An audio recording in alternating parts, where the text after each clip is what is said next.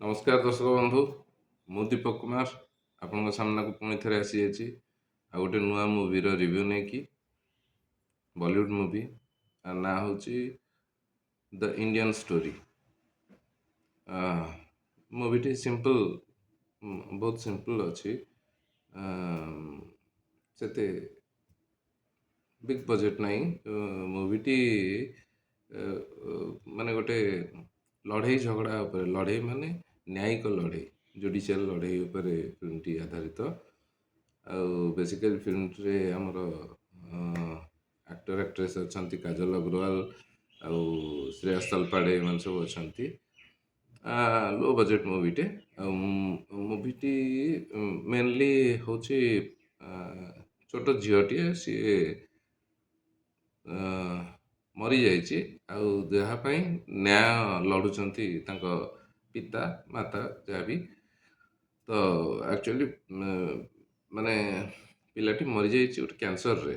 ଆଉ କ୍ୟାନ୍ସର ତ ରୋଗ ହେଇକି ମରିଯାଇଛି, କିନ୍ତୁ ସେ କ୍ୟାନ୍ସରର କାରଣ ହେଉଛି ଆମର ଯେଉଁ ଖାଇବା ପିଇବାରେ ଅତ୍ୟାଧୁନିକ ରାସାୟନିକ ସାର ବା କୀଟନାଶକ ତାର ବହୁଳ ବ୍ୟବହାର ଯୋଗୁଁ। ତ ଏଇଟା ହିଁ ହେଉଛି ଫିଲ୍ମର ଷ୍ଟୋରି। ଏଇଥିପାଇଁ ଗୋଟେ ଭଲ ଭଲ ଷ୍ଟୋରିଟେ ହେଇଛି, ଗୋଟେ ଅଲଗା ପ୍ରକାର ଷ୍ଟୋରି ଡାଇରେକ୍ଟର ନେଇଛନ୍ତି। ଏଇଟା ବୋଧେ ପ୍ରଥମ ଏଭଳିଆ ଷ୍ଟୋରି ମୁଁ ଯାହା ଦେଖିବା ଭିତରେ।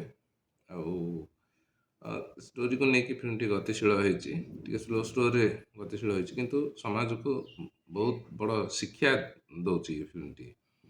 ଯେ ମାନେ ଆମର ଚାଷୀ ଭାଇମାନେ, କୃଷକମାନେ ଯେଉଁ ଜମିରେ ଫସଲ ଉତ୍ପାଦନ, ଭଲ ଫସଲ ଫଳିବା ପାଇଁ ଯେଉଁ ରାସାୟନିକ ସାର ପ୍ରୟୋଗ କରୁଛନ୍ତି, ସେଇ ରାସାୟନିକ ସାରର ଠିକ୍ ଅଛି, ରାସାୟନିକ ସାର ଜମିର ଉର୍ବରତା ବଢ଼ିବ, ଫସଲ ଭଲ ହୁଏ, କିନ୍ତୁ ତାର ବହୁଳ ମାତ୍ରାରେ ଯେଉଁ ପ୍ରୟୋଗ ଯୋଗୁଁ ସେଇଟା ଶରୀର ପ୍ରତି କ୍ଷତି ହୁଏ।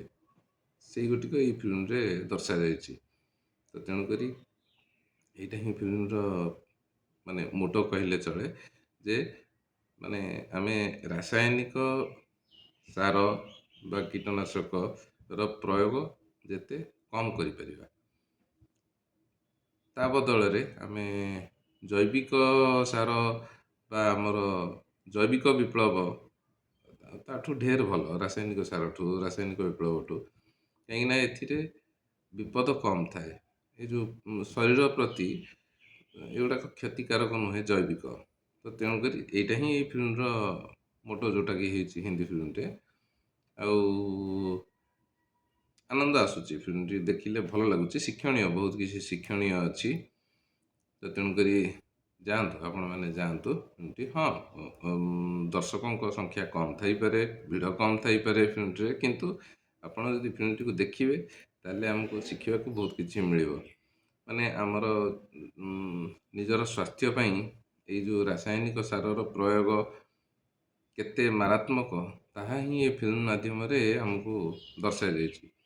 ଯେଉଁଟାକି ଆମର ମାନେ କାହାକୁ କୌଣସି ଆକ୍ଷେପ କରି କୁହାଯାଏନି, ନା କୃଷକ, ନା ଆମର ପୋଲିସ ଭାଇମାନେ ବା ଆମର ନ୍ୟାୟିକ ବିଭାଗ, କାହାକୁ କିଛି ଆକ୍ଷେପ କରି କୁହାଯାଏନି। କିନ୍ତୁ ଫିଲ୍ମଟି ବାର୍ତ୍ତା ଦେଉଛି ଯେ ଆଜିକାଲିର ଯେଉଁ ବଜାର ମାର୍କେଟରେ ମିଳୁଛି ରାସାୟନିକ କୀଟନାଶକ ଦ୍ୱାରା ଯେଉଁ ସବୁ ପ୍ରୟୋଗ ଦ୍ୱାରା ଯେଉଁ ପନିପରିବା, ଫଳମୂଳ ଯାହା ବି ଆମ ପାଇଁ ଉପଲବ୍ଧ, ଆମେ ଯେଉଁଟାକୁ ନେଇକି ଆମ ଖାଦ୍ୟ ରୂପେ ବ୍ୟବହାର କରୁଛେ, ସେଇ ରାସାୟନିକ ସାରର ବହୁଳ ବ୍ୟବହାର ଆମକୁ କେମିତି ଆମ ସ୍ୱାସ୍ଥ୍ୟକୁ ଖରାପ କରେ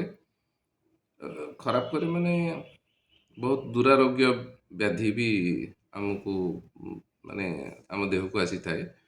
ତ ତେଣୁକରି ତାରି ପାଇଁ ବା ତାରି ବିରୋଧରେ ଗୋଟେ ସ୍ୱର ଉଠିଛି, ସେଇଟା ହିଁ ଏ ମୁଭି, ଏଇ ଫିଲ୍ମଟି ଆମକୁ ଜଣାଉଛି।